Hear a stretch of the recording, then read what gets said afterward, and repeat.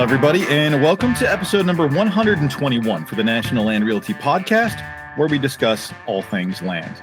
I'm going to cut through the normal intro and just jump right into this. We're on another episode today, and it's going to be a great episode. We're talking with Ben Maddox. He's the Vice President of Business Development for Acres.com. Now, Ben is here to talk about insights into Acres.com's innovative platform and how it's transforming the way that land transactions are done. We'll dive into how the platform works, its unique tools, and how it is simplifying the land buying process. Plus, we're here to get a look inside of the land market trends for 2025, including what buyers and sellers can expect in the coming year. This is something that Acres.com has special insight for just by what it does, which is supply land data, whether that is sales, whether that is soil competition. That's a really dangerous one right there. Whether that is... That was a dangerous line to throw in there. It got me a little bit. Whether that's soil composition or land data, Acres.com works with all of those things. Now, whether you're an experienced land investor or just starting out, this conversation is packed with valuable insights that you don't want to miss. Now, sit back and enjoy. Hey, I am sitting here with Ben Maddox of Acres, and we'll say Acres.com so that people can find it. And so. Ben, there's a few different companies, I just stumbled all over it trying to have the conversation before, because there's also Acre Trader and there's Acres, and you've been associated with both. But specifically conversation-wise, today we're talking from Acres, and because you guys have a great perspective on the outlook for land in general, we're going to kind of go down that rabbit hole. But I want you to tell me a little bit about Acres and what you do there. Yeah, thanks for having me on the show. Excited to be here. My name is Ben Maddox, and my background, I'm actually a licensed broker in the state of Arkansas, and my background is as an accredited farm manager and land consultant. And so, I've spent a decent part of my career buying, selling, and managing farmland. But today, I actually work with our Acres product to actually provide data and mapping tools to land professionals. And so for us, that typically means real estate agents, lenders, farmers themselves, and even some investors that are using our system. And, the value obviously that they get from that is if you work in real estate, whether it be commercial real estate, residential real estate, you've got a pretty good toolkit these days in terms of modern data sets and analytics to go in and evaluate your property. So whether I want to price it correctly, I want to do some more in-depth mapping on alternative land uses. You have a lot of tools at your disposal, but for the land professional, we've been kind of overlooked. And so our job is obviously to provide advanced tools and analytics to anyone who works in the land industry. Excellent. And so tell me a little bit about that, like how this sort of comes together, where you're pulling data from and how you're putting it in the user's hands. Yeah, that's a great question, because also, without giving away any proprietary things, sure. I want to give away the good stuff, right? Yeah, so, of course. Well, we'll get into some of the good stuff. So I think every conversation begins with this idea of the county tax assessor. And I know you're in Idaho, right, Mac? Yep. And so your county tax assessor is not really your friend when it comes to getting reliable information, because you're in a non-disclosure state. And this is part of the difficulty of the land professional today, is that, somewhere around half of the United States is in some form of non-disclosure or quasi-disclosure, meaning finding sales data, finding property ownership, or even just having a digital presence online is a non-starter for some of these counties. And so while county data is kind of the bedrock of what we do, we start there, we get monthly data ingest from all these counties. There are some, as we've been alluding to, that just don't cooperate. And it may be because they're non-disclosure, or in the case of some counties in the Delta where I'm at in Arkansas, they still just have a brick and mortar presence and no digital presence. And so what we do is we take that county data and we actually supplement it with data from land professionals. So as I mentioned earlier, we're working, a lot of our customers are real estate agents, lenders, appraisers. We're actually getting data from them. And so that enriches our system. And so you can take a look at a transaction and say, okay, this property sold, it sold for this much on this date.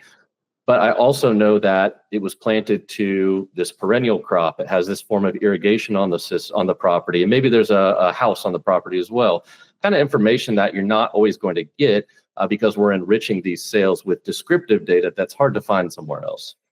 So you're getting firsthand knowledge from the field, from land agents around the country to be able to use that and then you're basically pulling that and then extending that to other properties in regions of like kind and value and things like that to give people sort of a sense of valuation. Is that?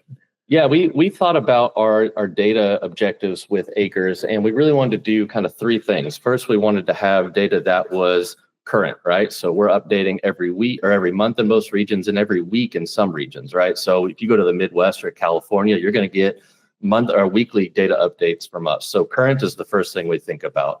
The second thing is that we want to have coverage. That includes non-disclosure states, as I mentioned already. And then the third item is we want to have collateral. And that means we want to have photos of the property. We want to have fixtures and improvements, just things that are difficult to find somewhere else. And so you get this sense of, okay, we're beginning to enrich data at scale and provide that for users across the United States. And so I talked to a lot of our customers who their first job maybe was at Farm Credit or something like that. They were taking bills of sale for auctions and upcoming sales and trying to match it to a result and doing this manually offline. What we do is we automate that, we do it at scale, and we do it nationally on a monthly basis. I love that, by the way. Because exactly to the reason that you spoke to is that, especially with pain in the butt states like the one I live in, where you can't get information readily, non-disclosure states, which I get. Not every landowner wants. I mean, especially people with neighbors, they don't want neighbors to know what they sold for. That's a huge deal all around the country, and it's. I understand the privacy means. It's more of the professional means of establishing what the next sale is going to do. That's and right. Where the market is. That's where you get it. That's where it's difficult. So let's jump into it a little bit. We talked a little bit beforehand, but as a data provider for land values and land usage, what did we see in 2024? What happened in the land world? Nationwide. We interviewed different people from different places, but everyone has a different perspective. So I wanted to see what you guys saw on your end.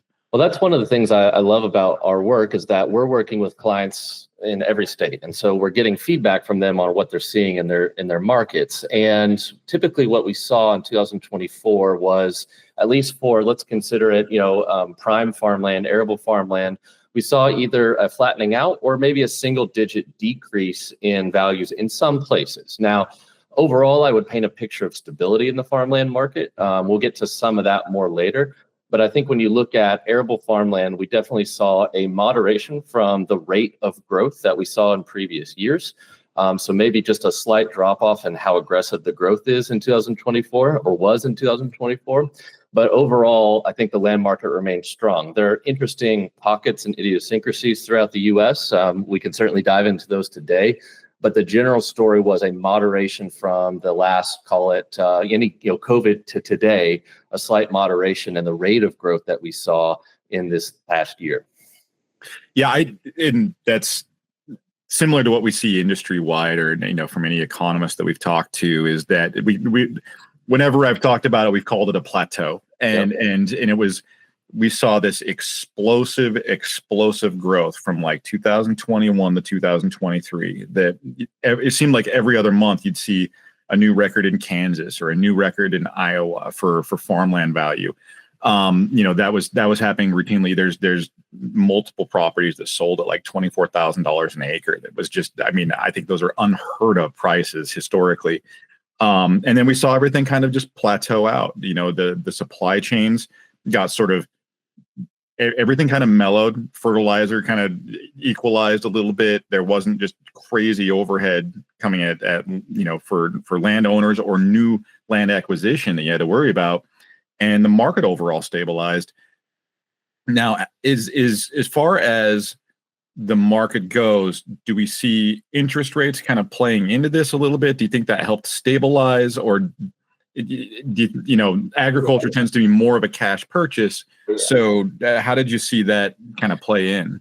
Well, so come back to interest rates in a moment, but you've kind of segued into one of the more fascinating parts about farmland as an investment, and that is there were some tough headwinds in 2024. Interest rates, which you mentioned, we look at commodity prices. Those were difficult. And then we also look at political situation. Anytime there's uncertainty, that always creates some uncertainty in the real estate market as well. And so all of these things, kind of conspired to create somewhat of a perfect storm. And yet we still had sort of you might call it a plateau, maybe sort of just a regular year of steady values. And so that in itself is a bit remarkable. The fact that farmland, we always talk about this at our firm, is that farmland is kind of a boring asset, right? It doesn't experience gigantic swings upward or downward in value. And even in a tough year with bad news and bad headlines like we saw in 24, still had an overall stable market. And so getting to that question about interest rates, you're exactly right. Most farms are still bought by farmers. I think a lot of people don't realize that. It's roughly, USDA collects some data, but roughly 2/3 of land buyers are still farmers. And then a lot of those are cash purchases. So if you want some really good data, you can go look at, I think Iowa State collects some information, but it's somewhere around 80% of farms in the state of Iowa are debt free. And so, yes, there's a ton of leverage in the broader farmland market. But if you look at each transaction and the leverage on individual parcels, the farmland real estate market is still relatively under-levered compared to other real estate asset classes. And then, so as far as, buying into the plateau thing, it's one of those, everybody's got to eat. Right. It's like that's always going to factor into domestic production. As we move in, we're in 2025 now. All of, let me check my watch here. We're at 9 days in, right? I think that's the date. So we're into 2025. We're, a week and a half in. Everybody under the sun is giving their 2025 crystal ball outlook. We were just talking, and we both used the crystal ball phrase before we kicked off here. What has been discussed internally there, and because everyone kind of puts their reputation on the line when they go crystal ball. What has been discussed at Acres? What have you all looked at for your prospects of 2025? Well, I wish I had a big, bold prediction. Maybe I have a small prediction. And my small prediction for 2025 is that, certainly a lot of the conversation with the election is always around trade. And I think there's all these questions about tariffs and trade policy. And that definitely is a big driver of farmland returns. But to what extent those are correlated with farmland values is always an interesting question. And it's stronger in some places than others in terms of the relationship between these variables. And so as it relates to farmland policy and tariffs, there may be short-term disruptions or dislocations, but overall, I guess you would call it my slight prediction for the year is that business will go on as usual. There will be complications, perhaps trade wars, again, issues with tariffs. But I think overall, if we look at previous cycles, whether it be the last round of tariffs we went through a couple of years ago, if you look at COVID, if you look at the Great Recession, all of these sort of moments of turmoil, farmland has endured and maintained its value throughout all of those times. And so I think my prediction is, in fact, a non-prediction, which is that things will keep going on as they were before. And there will be a lot of, maybe you call it noise, maybe you call it news, but there will be a lot going on. But I just think if you take those short-term events with a long-term mindset, we'll wake up in 12 months and farmland will be the same asset class it is today. Yeah, and that's kind of that reflects other conversations we've had, and I think most people in the industries, and I would use land as an industry, but most people working around land or land valuation are expecting that plateau that we saw in 2024 to sort of continue on through 2025. There's nothing that indicates there's going to be an explosion in land values. There's nothing that indicates that there's going to be a disaster in land values. And the one complication that we hear about is, are we going to see tariffs and or retaliatory action from those tariffs? And historically, we saw like the big one was soy, where we impose tariffs on China. China decides they don't want to do, and interesting point got brought, because I brought up counter tariffs, and we were talking to Jackson Tackish over there at Farmer Mac, and he was bringing up that they don't actually have to tariff us; they just stop buying because they're that coordinated in their efforts. So it's not actually a counter tariff; it's just a stopping of commerce. If those things happen, soy being our largest export, you could see some influence on that market.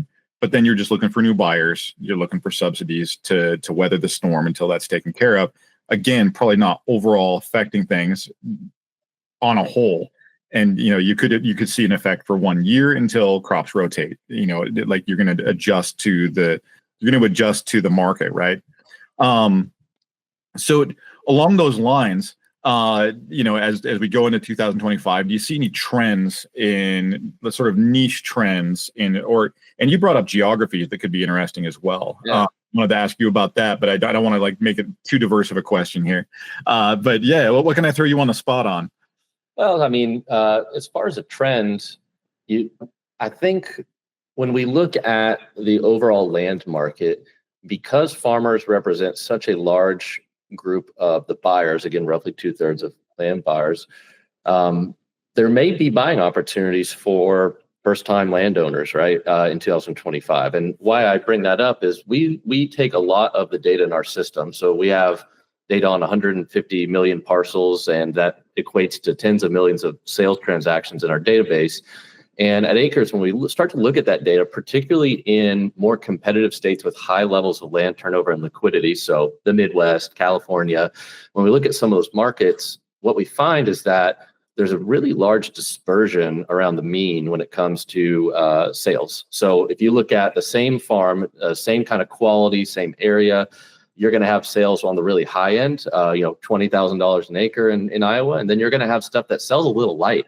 And it's kind of a head scratcher, and people are wondering, well, what happened with that sale? Why did it sell for so much less? And so that's kind of what this picture that we begin to see emerge in certain markets in the U.S. is a high dispersion of land values for similar quality properties that creates buying opportunity, because the farmland market is far from perfect. It doesn't have enough liquidity. It trades at roughly half as much as a percentage basis as residential real estate does, right? So we turn over, call it 2% of the farmland market annually, whereas residential and commercial real estate are more in that 4 to 6 range, depending on kind of what part of the cycle we're in.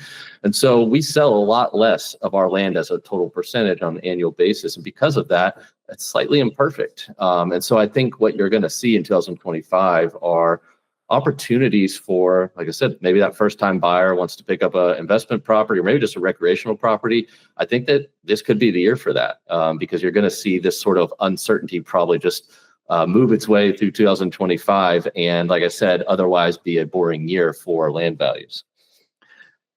I asked a stretch question because I gave you some questions beforehand, and one of those was I'm calling it a stretch, and I asked about sort of the return to office policies that we see, and it was along the lines of, I think during COVID there was some, and I even have a hard time saying that now because it's so like it's been said so much. It's like the word, but there were sort of hobby farmers, hobby outdoor pursuits. There were people that wanted to get back into rural life or get away from the city. There was a trend.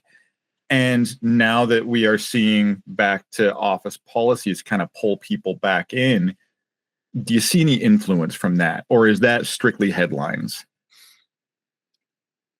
It's an interesting question in the sense that, we see a lower, or maybe we see a higher rate of return to office this year than we did last year. But we went through a seismic change in the American work-life balance, and during that sort of 3-year period. And I don't think we can shut that door. It's the rate or the percentage of folks that are working remote is, I don't know how many percentage points higher than it was pre-COVID, but it's much higher. And I think it will remain at that elevated level, even if we see small annual changes in return to office policy. So my first thought is that genie's not going back in the bottle as it relates to people having the expectation that I can go buy 5-10 acres 2 hours outside of town, and I can work from that hobby farm, that hunting property, whatever it might be. For a certain percentage of the American working population, that is going to be a continued reality. And I think it's going to be really hard to take that idea away from workers in certain markets. Now, my other thought as you bring this question up is that the number one demand or sort of use for farmland in terms of land use change is just urban development. And so while we're kind of talking about stuff that's way beyond the urban edge, 1-2 hour drive outside of town, where we're really losing farmland is right on the edge of town. And so I've seen just an amazing growth in non-agricultural uses for some of these properties. So I think about it in sort of three phases. You've got power generation, you've got power transmission, you've got power usage. And so when I talk about power, we mean like solar power, wind power, battery storage.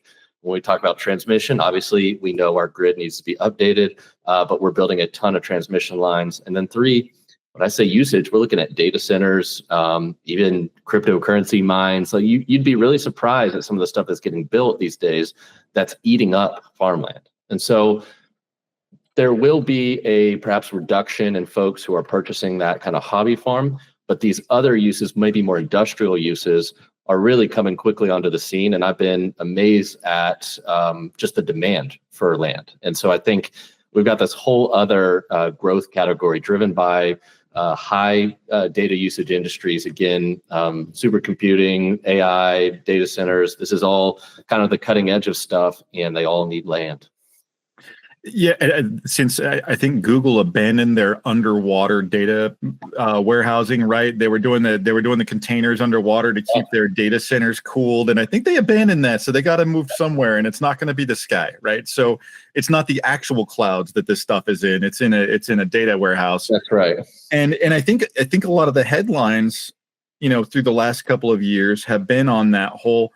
The commercial industry is going to collapse. There's no more commercial industry. Everyone left the offices, and it's like, well, maybe it's going to pivot, but collapse hasn't happened. Like we've seen, there are the places that, employee-centric commercial maybe is in a bit of turmoil, but that's been overcome by what you said, solar and data warehousing and, infrastructure projects and the ability to get things to people in urban areas. That's all. And I think a lot of what we have in our current grids is outdated. And so there's the updates, and that takes more space. So there's still a strong market in those areas. And that's where I think data like yours comes in handy, because you can help kind of give some insight into that. Yeah. Well, and that's, Yeah. The thing is that inside of our system, we kind of talked about sales comps and the ability to pull parcel data from our system. So we're looking at all of that. We've got a index. We've been talking about data centers. We've got an index of data center development. You can kind of watch the growth of that. But we're also running things like, okay, where are all those transmission lines? Where are the solar facilities? So you'll find all of that in the Acres product, but it sits right alongside all of that parcel and sales data as well. And I didn't realize that you showed the lines as well, because that's like your primary for establishing a solar project. It's got to be in a certain proximity to where the main lines run. And I can't remember. There's a terminology for that I am missing. That's going to make me sound like I don't know what I'm talking about. But the big lines, they need to connect to the solar things, and you put the solar. Yeah. So our transmission and the distribution, and transmission is pretty known, right? These are huge lines, 500 kilovolts. The distribution is a bit more difficult to map. We do have some of that data, but that's sort of like that's the power pole coming to your yard, right? And so that's changing almost every day as we build out the grid. Yeah. Excellent. I appreciate that the terminology, because that helps. So we were talking about values sort of nationwide.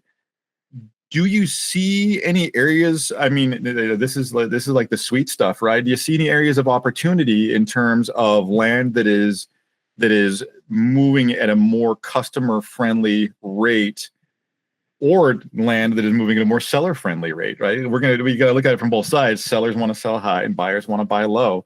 Where do you see pockets of buyer opportunities? Yeah, well, this is always the question that can get you in trouble, right? Because it is. I would label a certain market, right? But I think when I look across the United States, one of the markets that's really fascinating is obviously California. Now, California is interesting, number one, because it's just a huge land market. Number two, the crop diversity that takes place there. And then number three, you've got the whole consideration of water. You layer that in with the crop production, real estate values. It's a pretty dynamic market. I don't think it would be a overstatement to say that they've been through challenging 3 or 4 years in the California market. Primarily, folks who are producing tree nuts. I was just going to say their pecan market was it was not pretty, right? Yeah. Yeah. And part of that's because these a lot of these tree nut producers are at their core exporters, right? And so some of this is still a hangover from tariffs from before, from trade wars from before, but there were other non-trade related issues that were putting pressure on some of the California farmland market.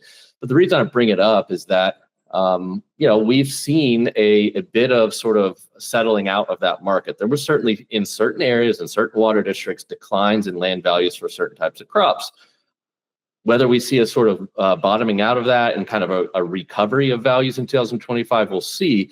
But what I do know is that in 2025, the ability to buy a really great, productive, almond ranch or pistachio ranch at a price a fraction of what it was even 2 years ago, that exists today. And so, if you have a bullish outlook for those tree nut crops, I think there might be a buying opportunity in the state of California.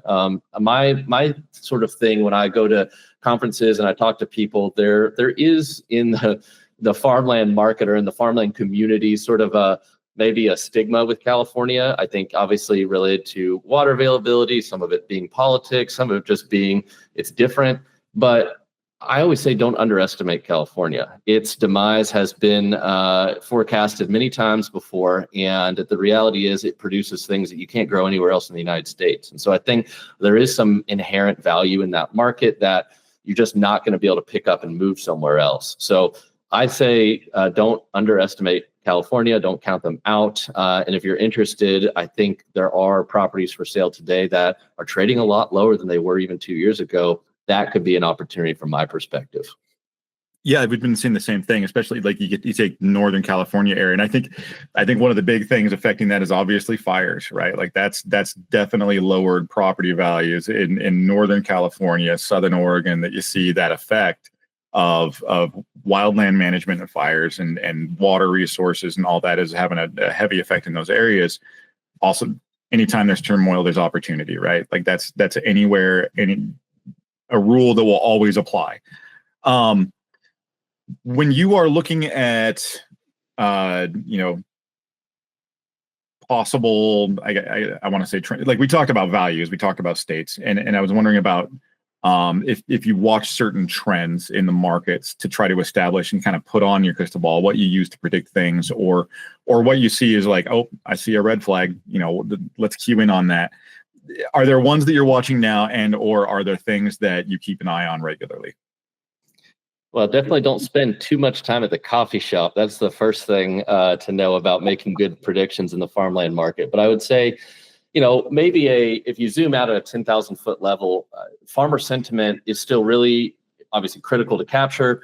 They're still the biggest buyer, and I think they understand things that are going on that maybe aren't observable on the surface. And so if you look at things like, Purdue has a great farmer sort of barometer. They go look at farmer sentiment and they do a poll of farmers on a regular basis. And they'll basically come out and say, this is the picture of farmer sentiment based on our most recent survey. So I think looking at those really high level macro views of farmer sentiment, that can be a really helpful trend to keep an eye on. And you'll start to pick up patterns too. If you look at different other factors and kind of correlate them to farmer sentiment, you'll start to see some relationships. The other thing that I look at is when it comes to actual land transactions themselves, taking a look at how many no sales we're seeing in the market, right? So no sales are always kind of that sneaky thing because they're not going to show up as a closed transaction because it probably didn't sell. But it does speak something to confidence in the local market when a property comes up for sale and ultimately doesn't transact for one reason or the other. Maybe we didn't meet the minimum. And so I like to look and kind of keep track of no sales.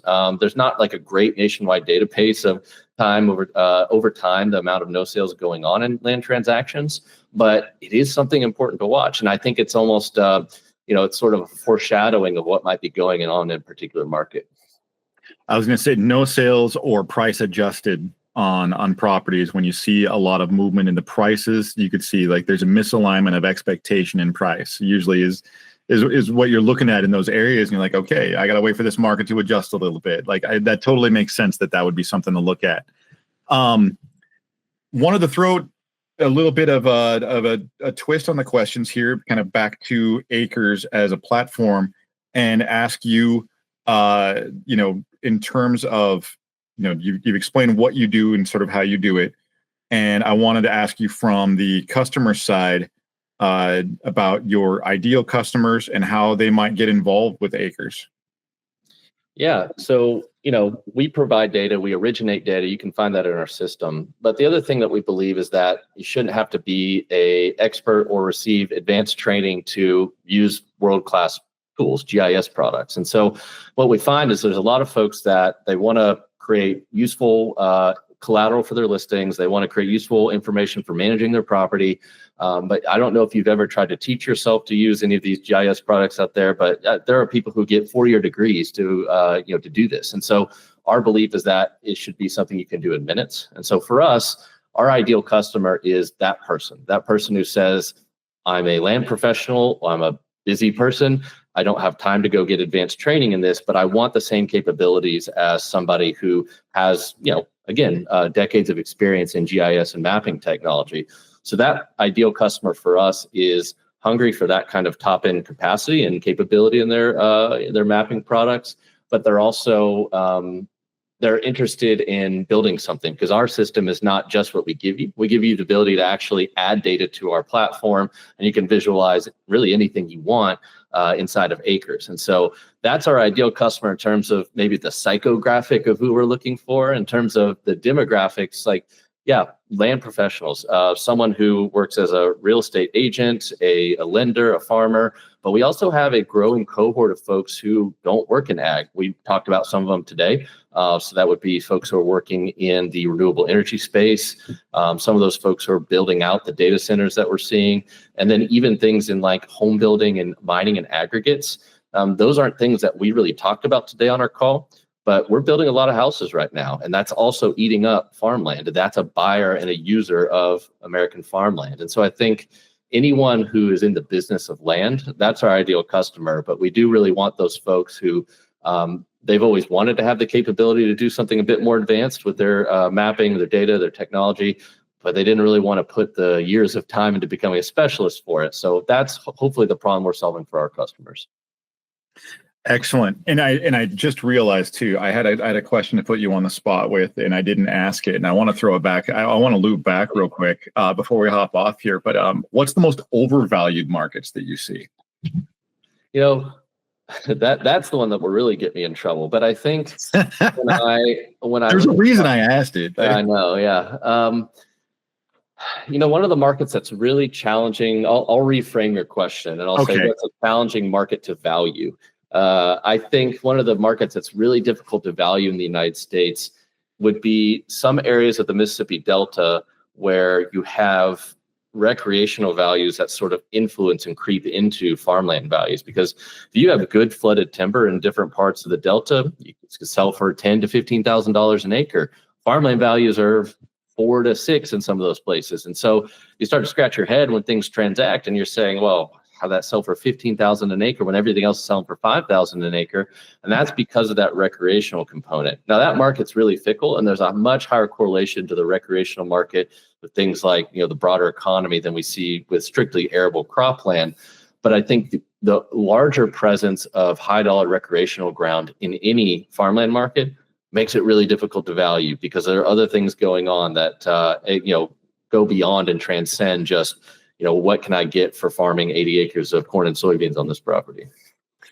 That is a tremendous point there. So, I mean, just from living in Idaho, living in Idaho doesn't make me an expert, but it's not hard to look at the getaway towns throughout the Pacific Northwest that there's a lot of agriculture in those towns. You see a lot of ranching, especially, in the southern parts of Idaho, and then you look in Eastern Oregon and areas like that where there's a lot of farmland, but there's also these getaway spots where people have flooded to during the whole COVID years. And you see prices of, $100,000 an acre, easy, $150,000 an acre, just because it's this desirable location to live, which completely blows up agriculture prices in those areas. Like, you couldn't afford to move there and farm if you wanted to, or you won the lottery. It doesn't matter. You couldn't get into that market as a new acquisition. It's the only way you can acquire land is if you're developing it or you're getting a small parcel for that's sort of the market that's created in those areas. And it's because of what you just talked about, where there's recreational value or there's residential value. that is offsetting the agricultural value. There's something else happening there, and I just don't think those markets have adjusted yet. It's kind of a prime thing. Well, maybe that gives me a question for you then. Is that sitting there in Idaho, obviously you've received a lot of folks who have moved into the state in the last decade, even particularly more post-COVID. Are they sticking around? That one remains to be seen. The markets have stagnated kind of across the Pacific Northwest. There's a lot of there's been the flat line to almost a decline in market, but the values have not adjusted all that much. They have stayed fairly level. You've seen a decline in prices, from the peak of COVID. You've seen maybe a 10% to 15% movement in prices overall in some areas. I'm again, like, I can get myself in trouble just like you can. If I say the whole state and all counties, then I'm in trouble. But because it's all in pockets.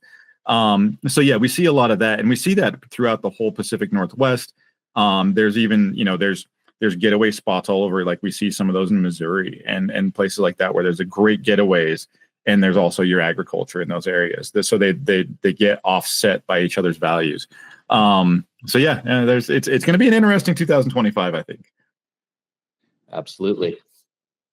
Awesome. Well, so Ben, I want to thank you for your time. And Acres is a tremendous product, like you said, for people working in the land industry, to be able to get working knowledge. There's several, there's several kind of platforms to use, and this one is dedicated for people working in land. It's not something that you're out there hiking and hoping to get the right information. This is actually for the purpose of land transactions and land analysis. So this is a cool product. If people want to get a hold of you, how do they find you? Yeah, well, certainly you can find us at acres.com. My email is just ben@acres.com. But, we'll be joining you guys at the National Land Summit. So the National Land Realty Land Summit coming up, we'll be there, and excited to join you guys again this year. Yeah. No, you're going to be there, and we're in Chattanooga, Tennessee, and we'll see you guys all down there. And yeah, speaking of agents that are not with National Land, check out acres.com. And even you out there that are not a land professional, or you just work in the land industry, also check out acres.com. So thank you, Ben, and very much appreciate your time. Thanks so much, Matt. This concludes episode 121 for the National Land Realty Podcast, talking with Ben Maddox of acres.com, discussing the platform and its capabilities, as well as the 2025 land markets. You can learn more about land ownership and the buying and selling of land at nationalland.com.